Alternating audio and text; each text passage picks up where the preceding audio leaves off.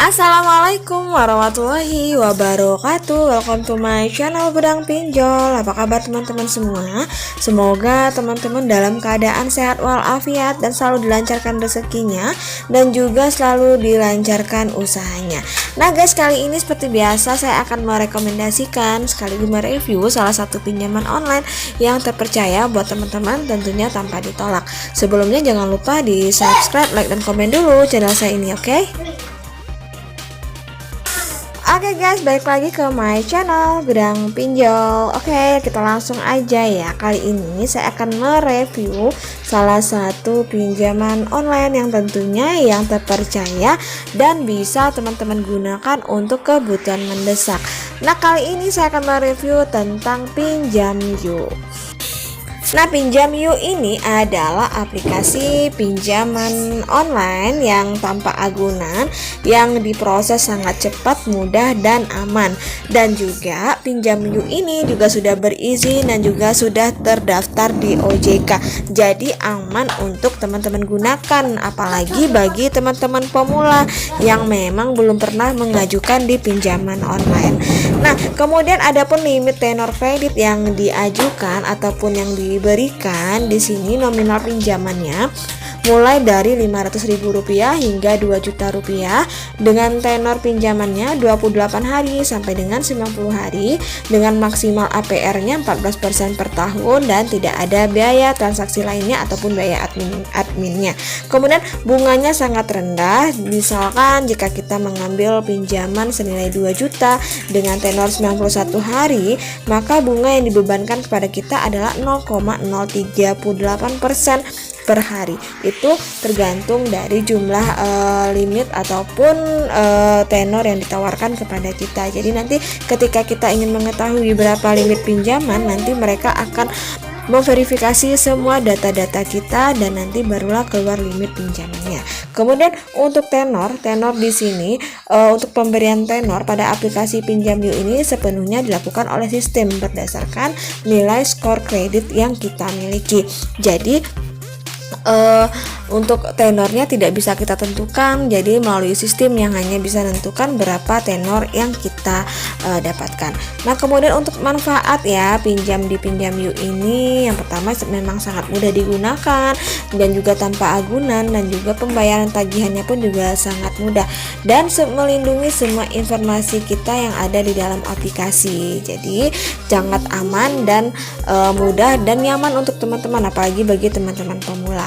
Nah, kita lanjut aja bagaimana cara pengajuan di Pinjamyu ini. Oke, kita lanjut bagaimana cara pengajuan di Pinjamyu. Untuk cara pengajuannya, pertama teman-teman harus mengunduh terlebih dahulu aplikasi yang ada di Play Store. Nah, setelah kita proses selesai mengunduh atau mendownload, maka nanti kita akan membuat yang namanya akun. Akun itu menggunakan nomor ponsel yang selalu kita gunakan ataupun yang aktif dan valid. Kemudian nanti Pinjamyu akan mengirimkan kode verifikasi ke nomor yang sudah teman-teman daftarkan tadi, yang nantinya akan kita masukkan ke dalam aplikasi. Dan nanti selanjutnya barulah kita menceklis perjanjian dan syarat ketentuan yang berlaku yang ada di dalam aplikasi, termasuk izin atas pengguna data, biasanya meliputi dari kamera dan lokasi, itu saja ya.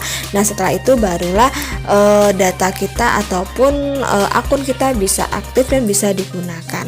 Nah, kemudian setelah akun kita bisa digunakan, barulah kita mengisi informasi ataupun mengisi platform terlebih dahulu ya, platform dan tenor yang diajukan. Jadi selesai pembukaan akun dan verifikasi, maka nanti aplikasi Pinjamyu akan menampilkan platform dan tenor yang bisa kita ambil. Nah, di tahap ini kita bisa memilih berapa platform dan tenor. Kenapa? Karena proses di Pinjamyu ini adalah aplikasi mengisi data secara lengkap.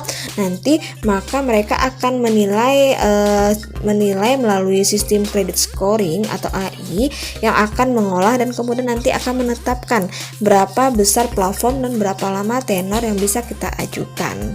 Nah, selanjutnya setelah kita mendapatkan platform dan tenor kredit yang bisa kita ajukan, maka barulah kita mulai mengisi data-data, yaitu ada informasi informasi pribadi, informasi pekerjaan, kontak darurat, rekening bank, KTP, dan foto selfie. Kemudian selanjutnya barulah mereka akan memverifikasi data kita.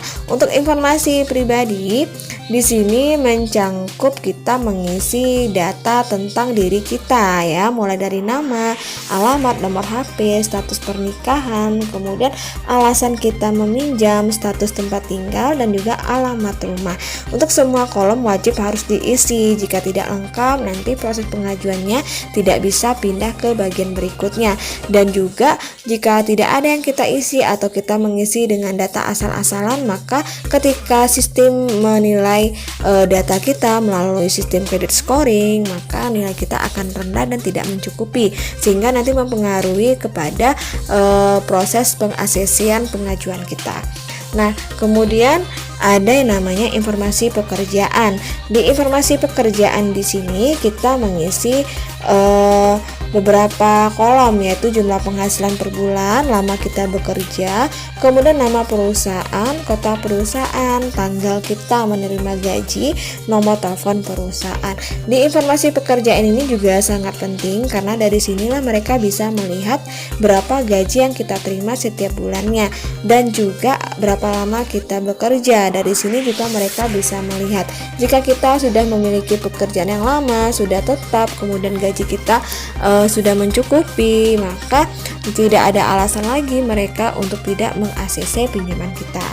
Nah, untuk tahap selanjutnya ada yang namanya kontak darurat, di mana nomor kontak darurat ini berisikan nomor kontak yang memang berhubungan dengan kita, seperti saudara, orang tua, kemudian teman, atau suami atau istri. Jadi isilah nomor kontaknya sesuai dengan nomor yang valid.